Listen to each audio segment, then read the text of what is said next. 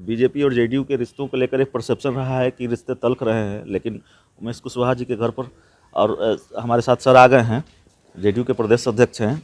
Sir से हम बात करेंगे 1 मिनट। सर, पश्चिम बंगाल चुनाव पर बात होगी। पश्चिम बंगाल चुनाव को लेकर कमोबेश जितना पश्चिम बंगाल की सियासत में गहमा-गहमी रही है, उससे कमोबेश उतनी ही गहमा-गहमी बिहार की सियासत में भी रही है। पार्टी पश्चिम बंगाल का चुनाव लड़ने जा रही है। अब तो तारीखों का ऐलान भी हो गया है। एक तो सवाल यह है कि क्या रणनीति है सर? बिल्कुल, पार्टी ने निर्णय लिया है, हम अपनी उपस्थिति पूरा मजबूती के साथ है। अन्य स्टेज में भी है, मैंने स्टेट में भी हम लोग देंगे। पश्चिम बंगाल ही नहीं, और भी स्टेट में हम लोग चुनाव लड़ेंगे। पश्चिम बंगाल में प्रशांत किशोर की भूमिका बहुत अहम मानी जाती है।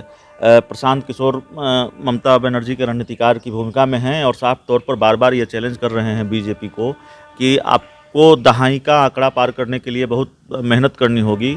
और नारे उन्होंने गढ़े। अन्य पार्टी क्या करती है उसके बारे में मैं कुछ नहीं बताऊंगा। हम अपनी पार्टी जो माननीय मुख्यमंत्री नीतीश कुमार जी हैं, जिनका विचार, उनका जो न्याय के साथ विकास कर रहे हैं और उन्होंने जो सामाजिक सरोकार को काम किया है, जल जीवन हरियाली, ये सब जो भी है, सबको लेकर हम लोग वहाँ उतरेंगे और पूरा मजबूती के साथ। आपके प्रदेश अध्यक्ष के बाद जेडीयू की जो एक्टिविटी है, या फिर आरसीपी सिंह जी के प्रदेश राष्ट्रीय अध्यक्ष बनने के बाद जेडीयू की जो एक्टिविटी है, जितनी सक्रियता है पार्टी के अंदर, विधानसभा चुनाव खत्म होने के बाद कभी भी किसी भी राजनीतिक दल, अगर मेरी समझ सही हो तो, खासकर जेडीयू में उतनी सक्रियता दिखी नहीं है। विधानसभा चुनाव खत्म होने के बाद राजनीतिक दल सांगठनिक मजबूती की दिशा में इस तरह से लगातार बैठकें हो रही हैं, लगातार मीटिंग हो रही है, लगातार आप दौरे पर हैं। इतनी बेचैनी क्यों है सर संगठन विस्तार को लेकर?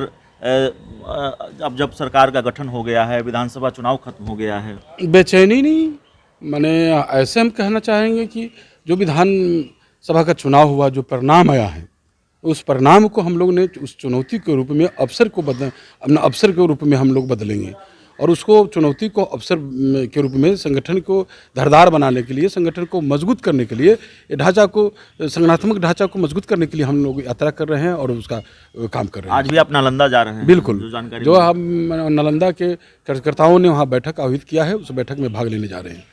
एक आखिरी सवाल है सर, शराबबंदी पर बार बार सवाल उठाया जा रहा है। बीजेपी आपके सहयोगी पार्टी के एमएलसी हैं संजय पासवान, वो सवाल उठा देते हैं। आपकी सहयोगी पार्टी है बीजेपी, उसके विधायक हैं ज्ञानेंद्र सिंह यानू, वो सवाल उठा देते हैं और ये कहा जाता है कि देखिए पुनर्विचार करना चाहिए। इतनी महत्वाकांक्षी योजना है और इतना साहसिक फैसला रहा सीएम नीतीश कुमार का, कैसे देखते हैं इन बयानों को?